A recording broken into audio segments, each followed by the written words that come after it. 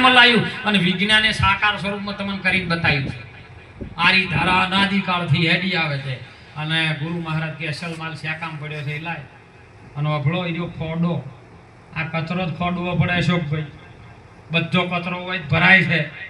એ કચરો ખોડો ને અભળો જે દાડો લગ્ન કર્યા હતા ને એ જે દંપતીના કપડા પહેર્યા હતા ને ઈ સોળે શણગાર એ પહેરો ખોડો અને હાલરડું ગો અને જો વખમાંથી વહુ આવી ભોજન લેવા રહ્યો નહીં સાહેબ હાલરડું ગાયું ખોડ્યું પીરસું અને ગુરુ મહારાજને કીધું કે લાવ બાપા હરોહર કરો.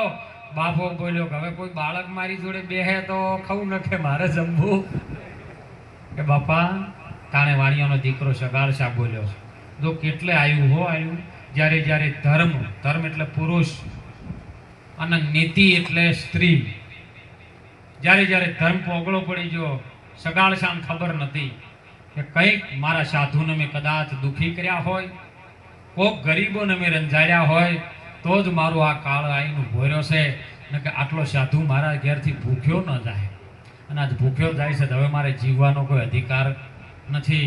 ત્યારે એની ધર્મપત્ની જ્યારે જ્યારે ધર્મ પોગળે પડે ને ત્યારે માં ભગવતી શક્તિ આવી છે.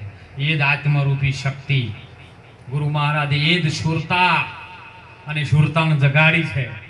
અને ત્યારે ચંદ્રાવતી કીધું કે હે ગુરુ મહારાજ તમે ચારના એમ કરો છો તમારે જંબુ છે કે નથી જંબુ? હું શું ચંદ્રાવતી નારી જૂઠું કદી બોલતી નથી અને જો કદાચ તમને કોઈ સંશય હોય તો કુંખ ચીરી મોયથી 5 મહિનાનો ગર્ભ સહી બતાવી દઉં.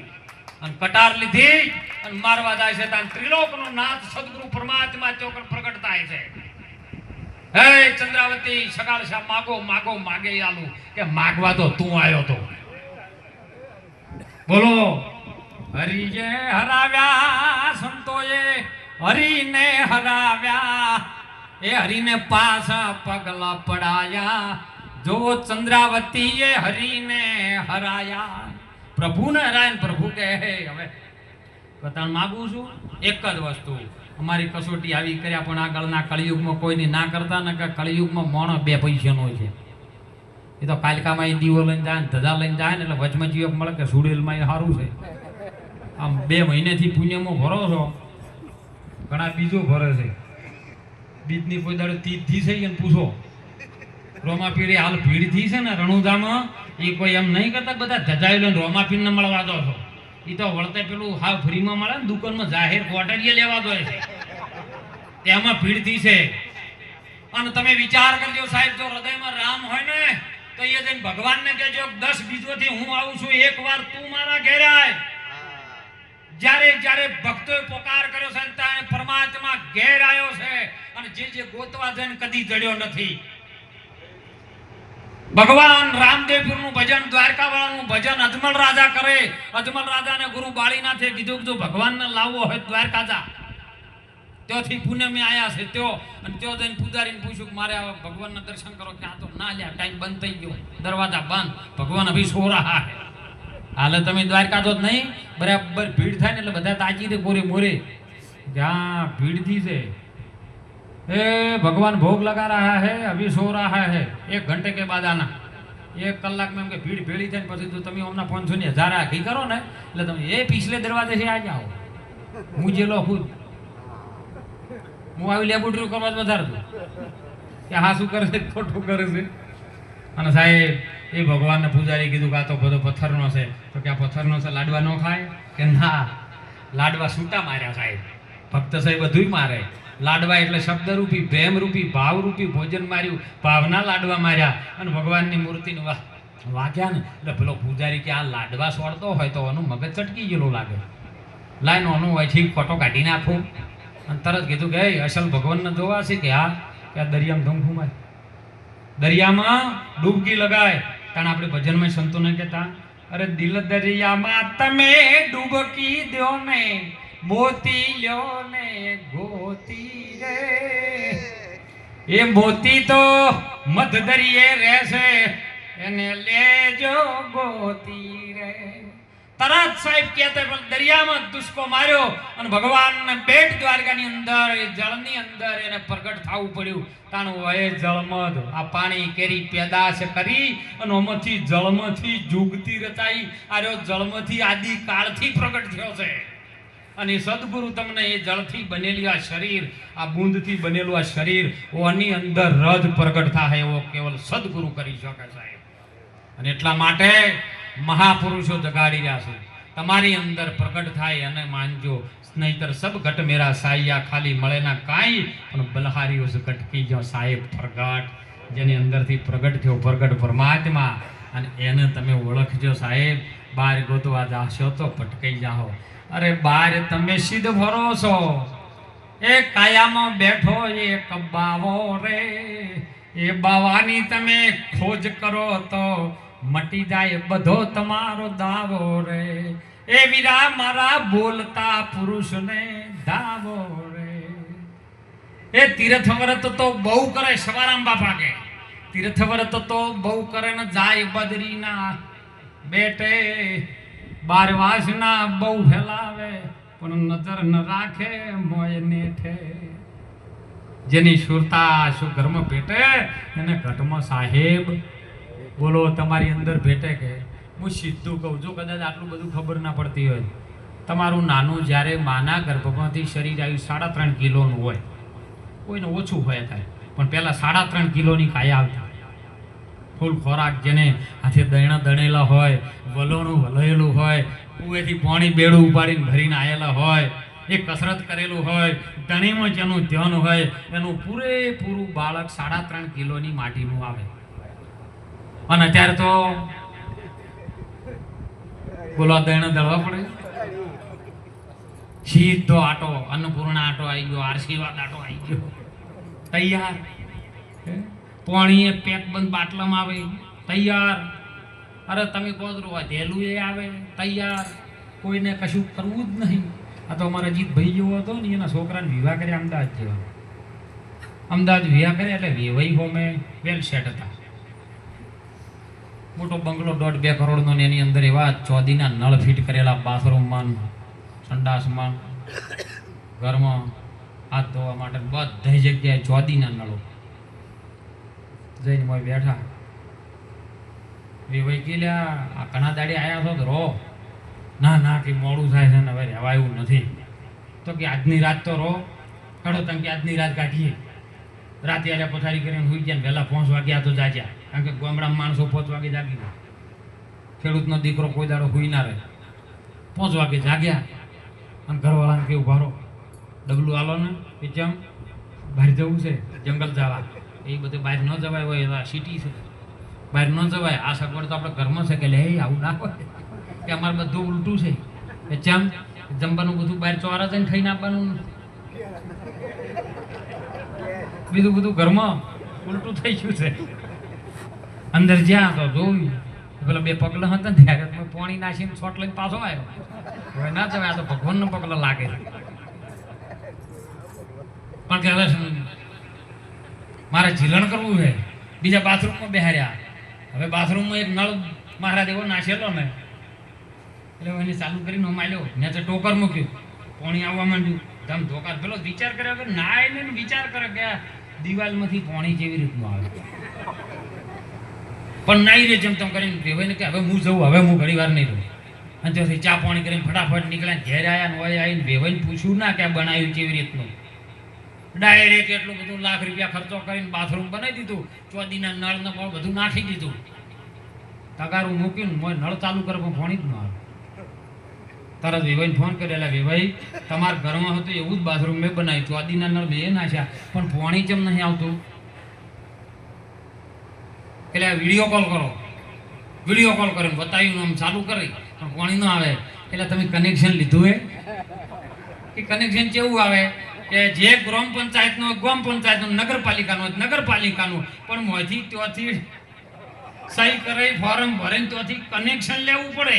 અને કનેક્શન લ્યો તો પાણી આવે.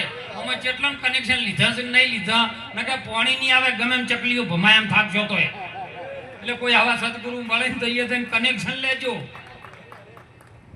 અને એટલા માટે સંતો પુકાર કરી કરીને કહે છે કે તમે ભજન કરજો. બીજું વિશેષ સદગુરુની દયાથી આપ સૌને વિનંતી કરું છું કે બીજું કંઈ ન કરી શકો તો કાંઈ નહીં. ગરમીનો માહોલ બહુ ચાલી રહ્યો છે. અઢળક બધા મને કહે બાપુ ગરમી આ વખત વધારે પડે છે. કીધું તમે ખાલી એકબીજાના ચહેરા ઉપર જોજો. બાજુમાં ભાઈ ગાડી લાવ્યો હોય ને હારી સાહેબ તો બાજુવાળો તરત બળતર ચાલુ થાય. ઈર્ષ્યાની આગ મોંથી નીકળે છે ને બહાર આવે છે અને ઈરી ગરમી વધી છે. આર્યો ગાડી લાવ્યો ને આપણે જેમ નહીં, આ ટ્રેક્ટર લાવ્યો ભાઈ ને આપણે ગામમાં જેમ નહીં, હપ્તા નહીં ભરી કે વીઘો વેચીને લાવ્યો છે. આ બધી બળતરાઓ ચાલુ થઈ ને બળતરની ગરમી આ લાવી છે ને કે પૃથ્વી તો એમની એમ છે, સૂર્ય એનો એ. પણ આ બધી માણસોની ગરમી વધી છે. માટે આવા કળી કાળના સમયની અંદર હાથ જોડીને એક બીજી વિનંતી કરું છું સાહેબ, દીકરા દીકરીઓને વિનંતી કરું છું કે તમે તમારા મા બાપની ખૂબ સેવા કરજો. ગોડા હોય, ગેલા હોય, કૈડા હોય, બુઢા હોય, પણ સાહેબ જે વખત બાળપણમાં તમને ઓગળી પકડીને મા બાપે ચાલતા શીખવાડ્યું હતું ને એનું એ જ બાળપણ તમારું આજે ગયડા થયો એટલે મા બાપના અંદર આવે છે. એ મા બાપને ઓગળી પકડીને તમારે લઈ જવું એ તમારી ફરજ બને છે. અને આ જો ફરજ તમે ન કરતા હોય ને તો દેવ મંદિરે જાઓ તો દેવ નથી. દેવ એના એ છે, મંદિરો નવા છે, પૂજારીઓ નવા છે, પણ દેવ તો જૂનો છે. મહાપુરુષો મને ભરતરામ બાપાએ કીધું કે તમે બાપા હુંડલાનું કહેજો. આ રોજ હુંડલાની અંદર તમે બધું ભરીને લાયા છો. હે આ રોજ પિંડ રે ફૂટ્યો ને જેદી એવામાં ભરમાંડ રચ્યો અને પછી એમાંથી સૃષ્ટિ રચાઈ રે. ઉરે તમને પૂછું મારા એ પૂરા રે ગુરુજી, આ પાણી રે પવન ના બીજ સી કે હે નહીં. બધું છે પણ પાણી અને પવન નું બીજ શું છે એ ગુરુ મહારાજ બતાવે. પાણી આમાંથી આવ્યું છે અને બીજ આમાંથી આવ્યું છે સાહેબ. અને એ મસ્તક આજ હુંડલો ઉપાડી નાખી દુનિયા ફરે છે. હે આ મારા છે, આ તારા છે, આ બાપો છે, આ માં છે, કાકો છે, કુટુંબ છે, કાચી છે, ભેવાઈ છે, હગા છે, વાલા છે, આ બધો ઉચાળો લઈને આપણે બધા ફરી રહ્યા છે. આ હુંડલો જો કોક મેલાઈ દે ગુરુ મહારાજ તો તમારી અંદરથી જોગ માયા પ્રગટ થાય. કોણ થાય? જોગ માયા. તમારી અંદર રચેલી તમારી જ જોગની માયા એ જ આ બધું એ જ રૂપ આ સાકાર સ્વરૂપે આપણે બધા બેઠા એ બધામાં ભલે સંખ્યા બધી હોય પણ કેવલ એક જ છે. હો આપણે આટલા બધા 200 જણા બેઠા પણ 200 નહીં, એક જ છે. કારણ કે કોઈ વાણિયા, કોઈ બ્રાહ્મણ, કોઈ સૈયદ અને શેખ જ્ઞાનની દ્રષ્ટિએ ઓળખો તો આત્મા સૌમાં. આ તો અજ્ઞાનીના મન સે જુદા અને જ્ઞાની હોને હરખા ગણે. એવા સદગુરુ જેના હાચા મુખથી જૂઠું કદી ના ભણે એવા ગુરુ મહારાજનું ચરણ સેવજો. તમારા બાળકોને ખૂબ શિક્ષણ આપજો. એજ્યુકેશન જમાનાની અંદર હાલમાં સમયમાં વર્તમાન કાળની અંદર કહું છું કે બધી 18 આલમની અંદર શિક્ષણ બહુ જરૂરી છે. પણ શિક્ષણ એકલું નહીં, ખાલી ભણાય ન કરતા. નકર જો એકલું ભણાય કર્યા ને એકલું શિક્ષણ આપ્યું ને તો જો કદાચ સંસ્કાર નહીં આપ્યા ને, સંસ્કારનું બીજ રોપવા જેવું છે. અને સંસ્કારનું બીજ રોપશો ને તો એના મા બાપને મય પછી એના લવાલ ગામમાં ત્યાં સુધી નહીં જવું પડે સાહેબ. કેમ કે એમાં ખાલી પૈસો કમાવામાં ધ્યાન રખાયું છોકરાને. કરો બેટા તમે તાર ડેટા વાપરો. બેટા હું ધ્યાન ન રાખ્યું, ડેટા હું ધ્યાન રાખ્યું, નેટવર્ક હું ધ્યાન રાખ્યું, ટાવર હું ધ્યાન રાખ્યું, પણ સદગુરુના પાવર હું ધ્યાન ન રાખ્યું. એટલે મોબાઈલના ટચની અંદર જે પણ લેવા જેવું છે લેજો. મારી દીકરીઓને ખાસ વિનંતી કરું, યુવા ધનની વાત કરું છું કે આપ આ મોબાઈલની અંદર લેવા જેવું સારી વસ્તુ લેજો. આનાથી ધંધો પણ થઈ શકે છે અને આમાં બરબાદી પણ થઈ શકે છે. આમાંથી સંસ્કાર પણ આવી શકે છે અને સંસ્કાર બળી પણ શકે છે. એટલે ચારો આંખો મળે ફેસબુકના માધ્યમથી કે યુટ્યુબના માધ્યમથી, પણ એમાંથી સારું કોઈ લઈ અને સારો ઉપયોગ કરજો. પણ તમારા મોબાઈલમાંથી 4 ઓખો મળીને પછી તમે તમારા મા બાપના ભૂલી જાઓ અને એના જ મા બાપ જ્યારે કોરેટના પગાથિયા ભરે અને કોરેટમાં એ દીકરી એના બાપને એવું કે હું અમને ઓળખતી નથી, તો આ સંસ્કાર કયો જાય છે? માટે દીકરીઓને ખાસ વિનંતી કરું છું કે તમારા મા બાપની મરજી સિવાય લગ્ન ન કરતા. મા બાપની રજા હોય, મા બાપનો આશીર્વાદ હોય તો એક પગલું તમે ભરીને મા બાપના આશીર્વાદ લઈને સારું કાર્ય કરજો. નહીંતર તમારી એક ભૂલના કારણે તમારા બાપની ભાગડી માથા ઉપર હોય તો કોકના પગમાં તમારા બાપની ભાગડી તમે કદાચ ઊંચી ન કરી શકો તો કોઈ નહીં, પણ તમારા બાપની ભાગડી કોકના ચરણોમાં મૂકવી ન પડે આવું પગલું ન ભરતો સાહેબ. ખૂબ માતા પિતાની સેવા કરજો. સ્ત્રી પ્રત્યે મા પ્રત્યે બહુ આદર રાખજો. કારણ કે આ ધરતી ઉપર લાવવા વાળી કોઈ હોય ને તો આપણી મા અને આપણો બાપો.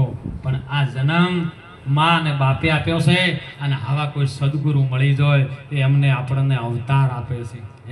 બીજો જન્મ આપણને બીજો અવતાર આવા કોઈ સદગુરુ આપે છે. માટે સદગુરુના શરણમાં હંમેશા રહેજો. સેવામાં બહુ ધ્યાન રાખજો.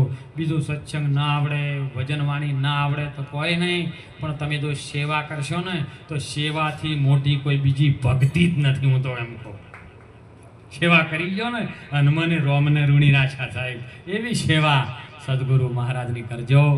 સદગુરુને જ્યારે પણ તમારા ટેકાની સાથ સહકારની જરૂર હોય તો સાહેબ એકને જઈને ફળે પડકે ઊભા રહેજો. સદગુરુ તો દાતા છે, તમને આપશે ને આપશે. એટલે વિનંતી કરું સૌના અંદર વિરાજમાન ચૈતન્ય મહાપ્રભુ આત્માની ચેતનાને મારા લાખ લાખ વાર વંદન કરી સદગુરુ આવા ભરતરામ મહારાજના ચરણોમાં, ગોવિંદરામ બાપાના ચરણોમાં, સંતો મહાપુરુષોના ચરણોમાં કોટી કોટી વાર પ્રણામ કરી વાણીને બધાના ચરણોમાં વંદન કરી વિરામ કરો. પ્રેમથી બધા જય બોલજો. કારણ કે જય બોલશો તો એક જયનો નાદ થાય ને તો રૂવાટા ખીલે અને આપણું મુખ પવિત્ર થઈ જાય. રામ નામથી મુખ પવિત્ર થાય છે. બોલો સદગુરુ ગોવિંદરામ મહારાજ કી સદા.